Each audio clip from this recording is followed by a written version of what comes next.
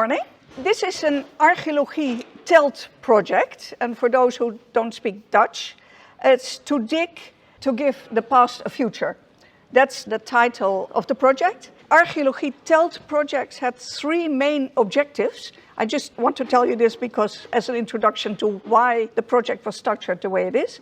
This is to bring together academics, archaeological companies, and museums and public centers. It's also to study old material or relatively recently excavated material in archaeological depots with innovative methodologies. So we had to tick all these boxes. And most importantly, to actively involve public parties in the research. The project had a focus on the late Neolithic archaeological Vlaardingen culture, a typical wetland culture with sites situated in different landscape zones. And that's one of the discussion points always. They are on the coastal barriers, on the levees, on the river dunes, and further inland along different rivers. The project was really focused on the Massa Muda house. This house was built in 2016 by several people here, Neolithic most important, after a house plan excavated at Haamstede Brabant. So that's where we did most of our experiments. Here you see the house, and below one of the experiments, the making of the dugout. The research questions: how did people live in and around their houses? How were they furnished? And which activities did they carry out? And what did they eat? That's the first major research question, where a lot of our research was focused on. Then how did people move around the wetland landscape to obtain their raw materials and interact with each other? What kind of contacts had these coastal inhabitants with people living further inland? And last, which differences are there in terms of raw materials, activities and foodways between the sites attributed to the Vlaardingen culture, but situated in a different landscape zone? For me, it's a personal journey in a way. I started as a 20-year-old at the Hoko riverside excavating my first baskets. I'm there, the one at the bottom and the one kneeling in the red jacket. I also started my experiments then making fish hooks and baskets from cedar. So that was the first time I really got involved in archaeology, and it was immediately in the mud.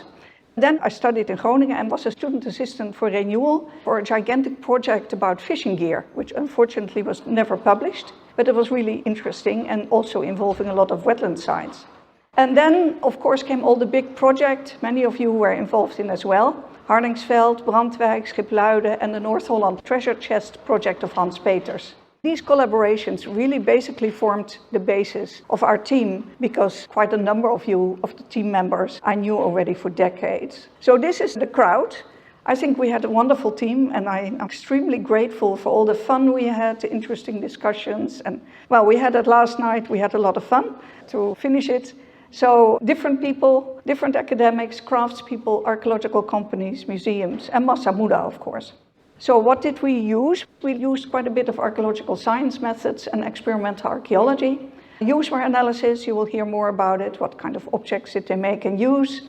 And also GCMS and SEM analysis of pottery and studying the residue in pottery.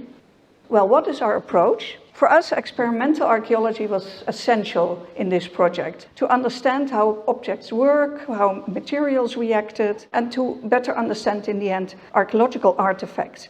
We wanted to connect, and experimental archaeology is a fantastic way to connect people from all different backgrounds, academics, craftspeople, the public. Everybody kind of has input, and we noticed that a lot also in Massa Muda.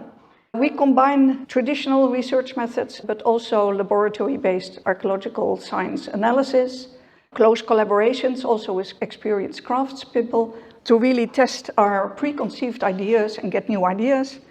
Last, something that Kelvin Wilson will talk about from a different perspective, but to me, and I think to many of our team, the visualizations that were made by him are not only a nice illustration, but also were a research tool, because the discussions to fill out all the little details by everybody's experience, I think we all experienced as a really, really vital and really important way for the team as a whole to put input into these visualizations like the one on the dugout. And ultimately, of course, to better understand how people lived on these water-rich fringes of the Neolithic world.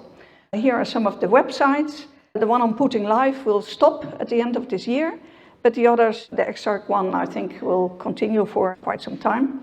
And then, of course, a big thank you to all the students who were involved, all the Massa Muda volunteers who partook in all these experiments, all the people in the museums and archaeological depots who allowed us to study the collections, and to all the colleagues at the Laboratory for Material Culture Studies. And of course, the entire Putting Lab team. And I want to say a very, very special thank you to my partners in crime for a long time, since 2012, when we first started to build the Horst de Wolthaus. And that's Leo Wolterbeek, Diederik Pomstra, Annemieke Verbaas and Erik Mulder.